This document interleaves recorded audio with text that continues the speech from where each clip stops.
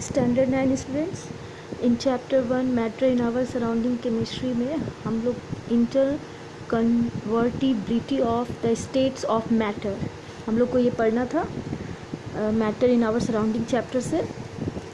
तो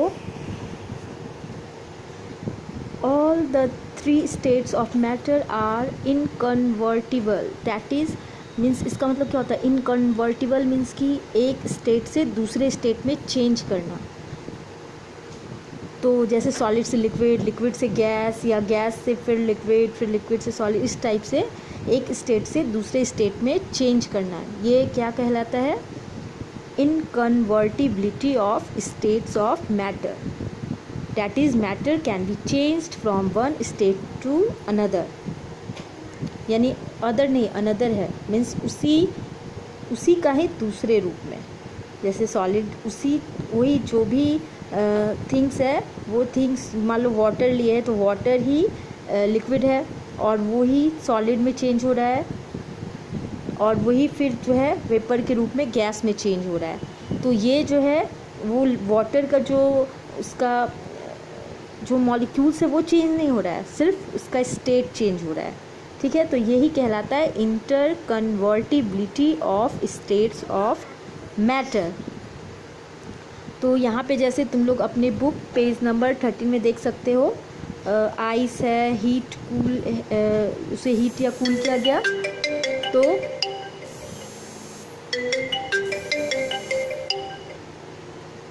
हीट या कूल किया गया तो ये जो है वाटर और फिर वाटर से वाटर वेपर में कन्वर्ट होता है। ठीक है, तो इसे तुम समझ सकते हो। Let us take the example of ordinary water. When water liquid is cooled to 0 degree centigrade, it is transformed into ice. इसको 0 डिग्री सेंटीग्रेड पे जब हम वाटर को कूल किए तो सॉलिड में स्टेट में चेंज हो गया। फिर उसे हीट करेंगे 100 डिग्री सेल्सियस पे, तो वो क्या होगा? वो बॉयल होगा और फिर ये वेपर में धीरे धीरे गैसेस स्टेट में आ जाएगा। और on cooling water vapour gradually passes into the liquid state and finally to the solid state. और फिर इसे जो है अगर हम ये जो है ये इस तरह से ये लिक्विड जो है वाटर टेम्परेचर के हिसाब से चेंज किया, सॉलिड में, लिक्विड में, गैस में। तो यही बोल रहा है कि जो सॉलिड स्टेट है आइस का, वो फाइनली जो वेपर है वो gradually passes into the liquid state and finally the solid state. ये वेपर जो है वो लिक्विड भी चेंज हो सकता है, जैसे कि एक लिक्विड सॉलिड हुआ, फिर गैस हुआ, उसी तरह एक गैस फिर लिक्विड और फिर गैस में इरिवर्सिबल इस तरह से चेंज हो सकता है। सबसे पहले लिक्विड था, उसके बाद फिर वो गैस सॉलिड बना। उसे अगर हम लोग टेम्परेचर लो किए, फिर टेम्परेचर हाई किए, 100 डिग्री सेल्सियस पे बॉयल होके वो फिर धीरे धीरे गैसेस स्टेट में चेंज हुआ। और फिर अगेन अगर वो गैस जो है लिक्विड बन जाएगा और फिर वो लिक्विड को तुम अगेन अगर 0 डिग्री सेल्सियस पे ले जाओगे तो वो आइस बन जाएगा। तो ये हो गया inter convertibility of matter. Thus we see that matter changes its state with the change in temperature। यानी मैटर जो है अपने स्टेट को चेंज करता है टेम्परेचर के हिसाब से। But how what happens inside the matter during this change of state, we need to understand कैसे वो टेम्परेचर से उसके अंदर चेंजेज आता है। तो इसके लिए एक एक्टिविटी दिया है कि तुमको जो है 200 ग्राम जो है आइस का लेना है एक बीकर में, और उसमें जो है एक बल्ब को इंसर्ट कर दो और एक थर्मोमीटर लगा दो। और यहाँ पे जिस तरह से तुम देख सकते हो अपने बुक पेज नंबर 14 में, इस तरह से एक बीकर है, नीचे से टेम्परेचर दिया जा रहा है हीट, और इसमें आइस है, एक थर्मोमीटर लगाया गया है सेल्सियस जो सेल्सियस स्केल का है। तो you will observe that the temperature remains fixed till all the ice melts into water. जब वो जो तुम देखोगे कि टेम्परेचर जो है वो फिक्स्ड है, तो सारा जो आइस है वो मेल्ट होके वाटर में कन्वर्ट हो गया। अब जो है तुम इसे हीट करोगे तो वो धीरे धीरे राइज़ करना, उसका जो टेम्परेचर है वो राइज़ करना स्टार्ट करेगा। 100 डिग्री सेल्सियस पे वो बॉयल होने लगेगा, धीरे धीरे फिर वो क्या होगा, वो वेपर में कन्वर्ट होने लगेगा। तो a plot of thermometer of contents of the beaker as a function of a time gives a curve of the type show in the figure। जो यहाँ पे दिया हुआ है एक कर्व यानी 0 डिग्री सेल्सियस था। उसके बाद फिर टेम्परेचर धीरे धीरे वो बॉयल होते होते 100 डिग्री सेल्सियस पे गया। ये एक जो है एक चार्ट के द्वारा तुम्हें शो किया जा रहा है, ग्राफ के द्वारा। तो ये यही कह रहा है कि heating increase the kinetic energy. Kinetic energy क्या होता है? काइनेटिक एनर्जी तुम लोग ऐसे फिजिक्स में पढ़ते होगे, मूवमेंट, पार्टिकल्स के मूवमेंट को ही काइनेटिक एनर्जी बोलते हैं। तो वो जो है, वो जो वाटर का पार्टिकल्स है उसके मूवमेंट को इंक्रीज़ किया, यानी काइनेटिक जो उसका काइनेटिक एनर्जी है पार्टिकल्स जो सॉलिड आइस का, वो जो है इंक्रीज़ किया। तो as a result the vibration of the particles ये अबाउट देयर मीन पोजीशन, जो उसका पार्टिकल्स का वाइब्रेशन है जब मीन पोजीशन के लगभग में आया, of rest is also enhanced, यानी उसका जो पार्टिकल्स जो है वो इन्हेंस किया। The heat energy which is supplied is consumed in overcoming the intermolecular forces of attraction existing between the particles।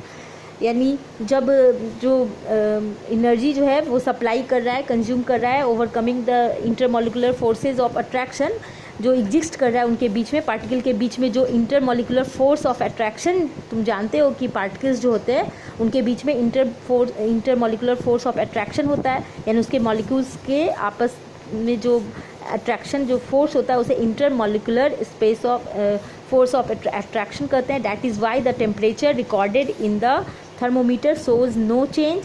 The particles now move freely with increased speeds.